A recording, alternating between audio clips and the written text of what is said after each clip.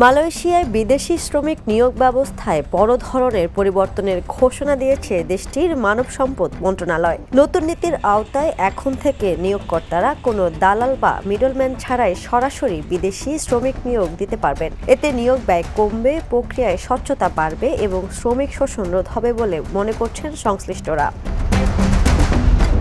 Malaysian employers ফেডারেশনের সভাপতি দাদুক doctor Syed হুসমান জানান, বিভিন্ন দেশের দূতাবাসের সঙ্গে আলোচনা করে এই উদ্যোগ ইতিবাচক সাড়া পাওয়া গেছে। তার মতে, সরাসরি নিয়োগ ব্যবস্থা চালু হলে অপ্রয়োজনীয় খরচ কমবে, দালালদের প্রভাব দূর হবে এবং শ্রমিকরা আগেই চাকরির শর্ত ও পরিবেশ সম্পর্কে স্পষ্ট ধারণা নিয়ে সিদ্ধান্ত নিতে পারবেন।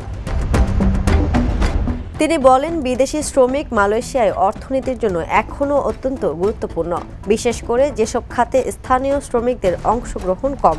সরকার থেকে সরকার ভিত্তিক নিয়োগ ব্যবস্থা আধুনিক প্রযুক্তি ও ডিজিটাল যাচাই প্রক্রিয়ার মাধ্যমে বাস্তবায়ন করা গেলে শ্রম ব্যবস্থাপনায় সুশাসন ও দক্ষতা বাড়বে।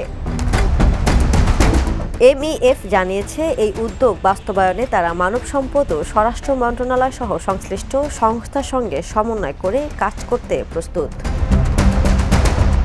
আন্তর্জাতিক ডেস্ক, দ্য নিউজ।